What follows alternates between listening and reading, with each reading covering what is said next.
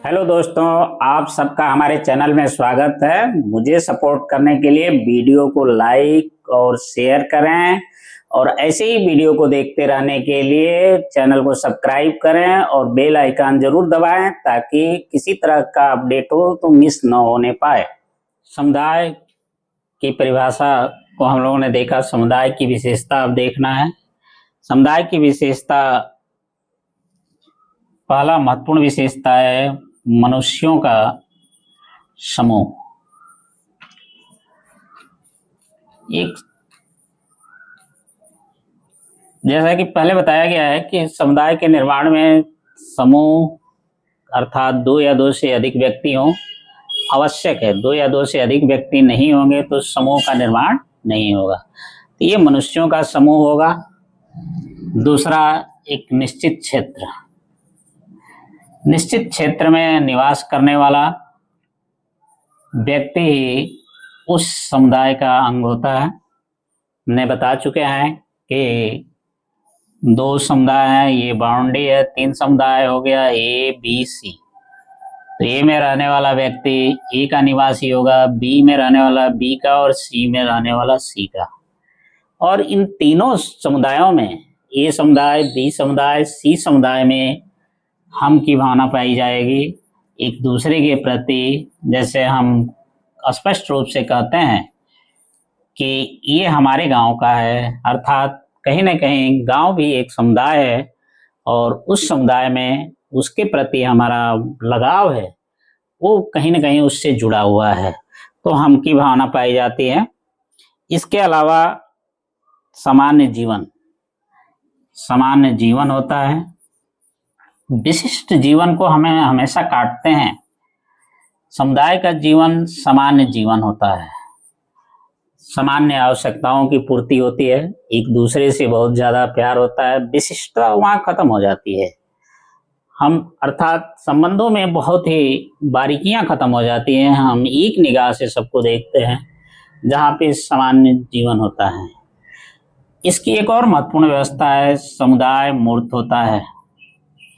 चूंकि ये मनुष्यों का समूह होता है, समूह से निर्माण होता है, तो समूह लोग दिखाई देते हैं। इसलिए समुदाय की विशेषता क्या होती है? मूर्त होती है। 6 पॉइंट में हम देखेंगे कि समुदाय का स्वतः विकास होता है। स्वतः विकास होता है, इसे विकास नहीं किया जाता है, ये अपने आप होता है। कहीं कहीं हम लोग देख रहे हैं कि आजकल कॉलोनियां बस जाती है, वो कॉलोनियां स्वतः बसती हैं। जैसे एक दो चार लोग इस एरिया में गए और इस एरिया में उन्होंने क्या किया, यहाँ मकान बनाया और रहना शुरू कर दिया। इस व्यक्ति के देखने के बाद दूसरा गया, यहाँ बनाया, तीसरा यहाँ बनाया, चौथा यहाँ बनाया।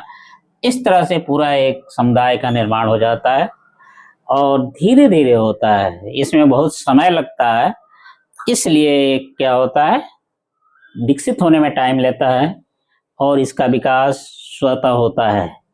समुदाय का कोई विशिष्ट नाम होता है, कोई ना कोई नाम होगा जिससे पहचाना जाता है, उसका नाम होता है। जैसे ए नाम का समुदाय हो गया, बी नाम का समुदाय हो गया, सी नाम का समुदाय हो गया। तो ये समुदाय की विशेषता है। परिभाषित करते हुए भी हमने इसमें से 2-3 पॉइंट को बताया था, परिभाषा में भी आ जाएगा। सबसे बड़ी चीज ये है कि यहाँ पर परिभाषा को हम परिभाषा से विशेषता को भी लिख सकते हैं, विशेषता से परिभाषा भी बना सकते हैं। इस चीज को हम चाहें तो यहाँ देख भी सकते हैं। कहना चाहें तो व्यक्तियों का वह समूह जो एक निश्चित क्षेत्र में निवास करता हो और हम की भावना पाई जाती है, उसे समुदाय कहते हैं। अब मनुष्यों का समूह भी विशेषता में आ गया। निश्चित क्षेत्र हो गया, हम की भावना हो गई, सामान्य जीवन हो गया, मूर्त हो गया, स्वतः विकास हो गया, विशिष्ट नाम हो गया। अर्थात हम परिभाषा से विशेषता निकाल सकते हैं, विशेषता से परिभाषा बना सकते हैं। दूसरी चीज हम देखेंगे कि समुदाय का वर्गीकरण देखेंगे तो समुदाय दो तरह का होता है। समुदाय दो तरह का हम डिवाइड करते हैं। पहला है ग्रामीण समुदाय और दूसरा नगरीय समुदाय। ग्रामीण समुदाय और दूसरा है नगरीय समुदाय।